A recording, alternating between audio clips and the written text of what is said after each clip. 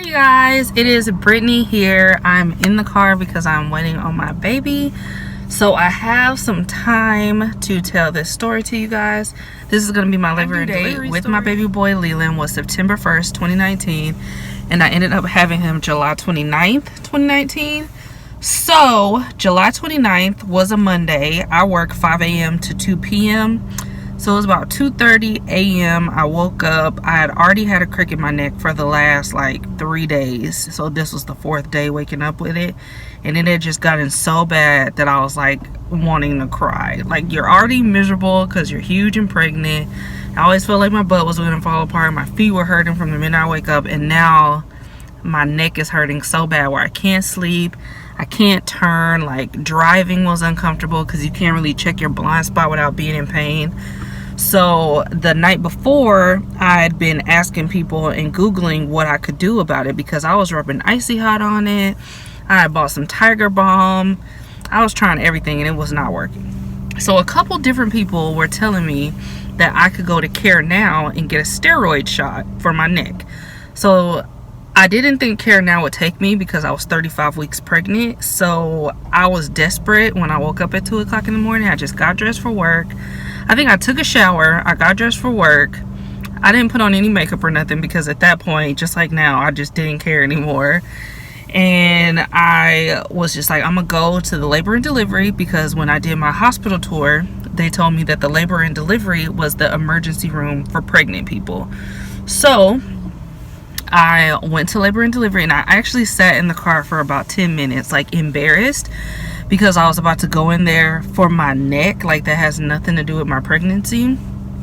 So at the hospital I delivered at, it's Baylor in Fort Worth.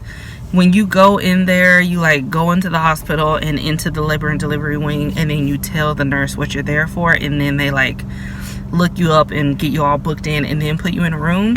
Luckily, when I was telling them what was wrong, there was a doctor off to the side so he could hear everything I was saying, because sometimes the nurses take things into their own hands and decide what to do. So I'm glad he could hear me. So I told them, like, I'm kind of embarrassed to tell y'all what's wrong and I don't want you to laugh at me, but I'm here for my neck. Like, I've had a crick in my neck for the last 3 days. This is the 4th day with it. I can't turn and I'm desperate. People were telling me I could possibly get a steroid shot, but I didn't know where else to go where they would accept me being pregnant. And the nurse was like, so it's nothing pregnancy related? And I was like, no, it's nothing pregnancy related. So then the doctor that was nearby spoke up and he was like, oh, okay, well, 1, we're not gonna laugh at you. We've heard crazier stories. 2, we will check you out for about 20 minutes and then we'll send you to the regular ER for your neck because they won't see you unless we've cleared you. So I was like, cool, sounds good to me. And that still would have given me time to do all that and get to work at 5. I would have had plenty of time. So that was my thought. I would get that taken care of, get some relief from my neck, go to work, be fine. So they put me in a room after doing all my like signing a paper and like checking my weight and asking me who my doctor is and how many weeks I was, blah, blah, blah. They put me in a room. They put the monitors on my belly, you know, the 2 monitors, one for his heart rate and one for movement, I guess. And then they put the blood pressure thing on my arm and it checks it like every few minutes. So I'm in there by myself just chilling on my phone, and the nurse is asking me questions like, do I have a car seat, and who my emergency contact person is, like random questions they ask you each time you go. Granted, this was my 3rd time going to the labor and delivery. The other 2 times were because I was super swollen. One was because I was super swollen and they told me if it gets hard to close my hands to go. So I went, they said I was fine. Then they told me to go if I ever have a headache that won't go away with pain medicine plus the swelling because it could be preeclampsia. I went and they told me I was fine. So this time that I'm there for my neck, they're monitoring me and the nurse comes in and she's like, yeah, so you're definitely going to be here a little longer than 20 minutes because your blood pressure is sky high and we just saw on the monitor that the baby's heart rate dropped. So I'm going to let the doctor know and see where he wants to go from there. So I was like, what? Like, coming for being swollen where you think my blood pressure was high was always fine, and now I'm here for my neck and my blood pressure's through the roof. So they keep me on the monitor for a little while. My blood pressure is consistently high. They check it every so often. That machine just automatically does it, and it was consistently high, and his heart rate kept dropping. So at this point, I'm like texting my family, and I'm texting Leland's dad like, hey, I'm at the hospital, because they didn't even know I was going. I didn't tell anybody because it was for my neck. I was like, I'm at the hospital, my blood pressure is really high and the baby's heart rate is dropping, and they're saying that I'm gonna have to stay until I have the baby. And when I asked the doctor what he meant by that, he was like, well, it could be 2 hours and it could be 2 weeks, but you're not leaving until you have the baby. So I was like, what? Like, I don't want to live in the hospital for weeks. That's what I was originally thinking. So I'm texting my mom that this was on July 29th. My sister's birthday was July 28th. So my sister lives in Austin. She went to Houston to celebrate her birthday, and my mom went to Austin to babysit for my sister. So I'm telling my mom and my sister and Leland's dad and my dad, all like in a little group chat, except for Leland's dad's not allowed to be in the group chat, so he was a separate text. But anyways, so they're like, because you know, I've been to the hospital twice before and nothing happened, so they're not really taking it serious at this point. And I didn't know what that meant, because if he meant I was having a baby in 2 weeks, then there's no reason for them to come, right? So I don't even know what time it is at this point. I know it's been some hours. It's just you lose track of time just sitting in there. So they're still monitoring me. Doctors are coming in and out. They gave me a shot in my butt cheek, something to mature the baby's lungs for in case he was born that day. They were still saying in case. And then they gave me morphine for my neck, and that actually did take the pain away. So a few hours go by, and they're like, yeah, you're definitely having the baby today because his heart rate keeps dropping. Like, we can't risk him being in there much longer, so you're gonna for sure have a C-section today. So that's when I'm on the phone texting my parents. My dad made it up there within about an hour, and my mom was like, okay, well, I'm packing up the baby and I'm headed there, because she did not want to miss it. And then my sister left Houston and had to drive to Austin and then drive to me in Fort Worth.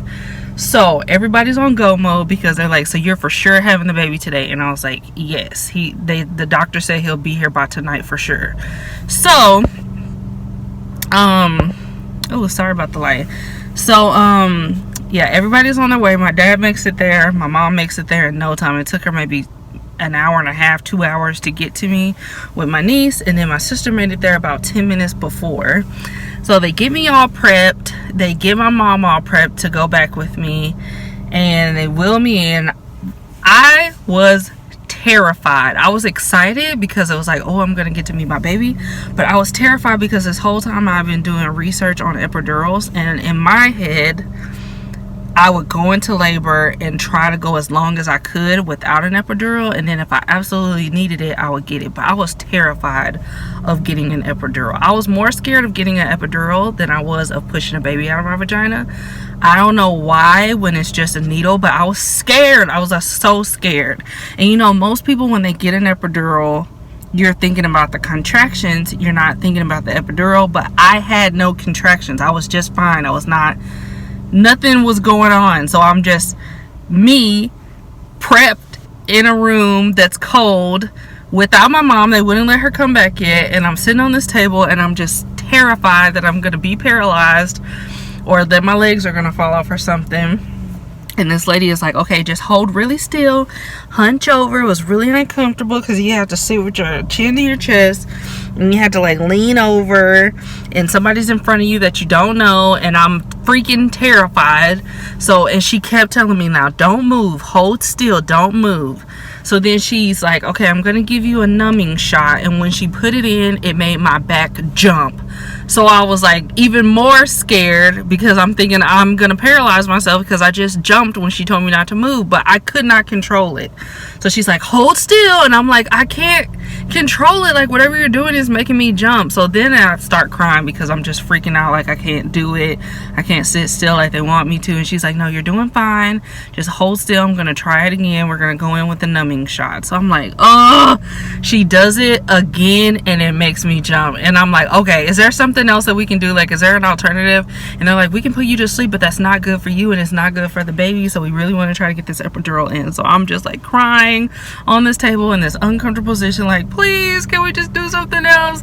So that was the lady who tried it twice. And then this guy comes and he's like, you're doing a great job, just take a deep breath, I'm gonna give you the numbing shot. And I'm like, no, the numbing shot makes me jump. The lady kept doing it and it was making me jump. Don't do the numbing shot.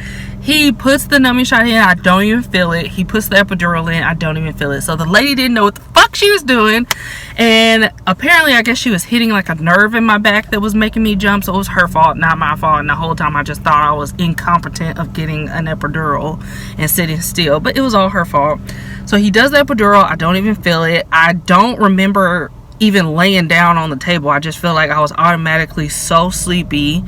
The next thing that I remember, like, from crying on the table and saying, oh, I didn't even feel it, the next thing I remember is opening my eyes and my mom is like squeezing my hand and she's looking down at me like I couldn't see her mouth because she had a mask on, but I could tell she was smiling real big because her eyes were like the happy crazy eyes. And I'm just looking up at her and she's squeezing my hand and I'm like, I feel so sleepy. And then I hear everybody in the room like get excited and they hold him up, and I'm like kind of pulling down the curtain to see him. And I think my mom was crying or like tearing up or something, and I could like kind of see him, but I just felt so drowsy, like I couldn't stay awake. So then they take him off and I tell my mom like, yeah, you can go with him, and I'm just laying there probably asleep because I could not stay awake. Then they bring the baby over. Well, first this lady comes and tells me like, he's really small and cold, so we're gonna put him on your chest and keep him next to you so he's warm. And I'm like, you're gonna put him on my chest right here? I could not believe they let you do skin to skin on a C-section table. So I'm laying with the curtain like up to my neck, and they put him on me, and I'm just so out of it. It felt like he was gonna fall off of me. And they put my hand on him, but I don't even feel like I could feel him or like support him. It just felt like he was gonna fall into my face, and I couldn't really see him good because he's so close to my face. So I was just out of it. I barely remember anything. And he was born 5 weeks early. I was 35 weeks and 1 day when he was born. So he had to go to the NICU for 3 weeks for blood sugar regulation. Like, he wasn't able to regulate his blood sugar on his own at first. And then once he was able to regulate his blood sugar after like 2.5 weeks, we just had to work on him eating out of a bottle and breastfeeding for a couple days, and then he was good to go and come home. And that is the story of how my little man was born. And yeah, don't let anybody scare you about being a mommy. It's way easier than I thought it was going to be, and I'm doing it all by myself. Of course, I have my family, like my parents and my cousins and my sister, there to help me. But as far as like in the home, getting up in the middle of the night, bathing, feeding, that's all me. And I'm not complaining. I love it. I don't ever get frustrated with him. I don't ever feel overwhelmed with him. The only time I feel overwhelmed is like carrying things in and out the house. That's really hard. Like when I go to work, I have my bag with my lunch and my stuff in it, and then I have my bag with my little pumping parts in it, and then I have his diaper bag, his lunchbox with his bottles in it, him in the car seat. That's when it's like difficult. But other than that, it's a piece of cake, and I love him, and I would do it a million times if I had a good man, which I don't. So yeah, that is the story of how and why Leland was born 5 weeks early. I will of course include some clips and video at the end if I can, and I will see you guys in the next video. Bye guys. Time. Ooh, is it bath time? Are you getting a bath, big boy? Is that nice?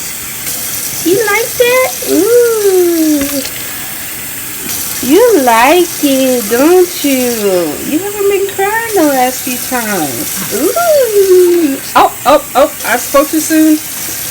But okay, I'm about to get my bath. See y'all later. Aww. I love you. I love you.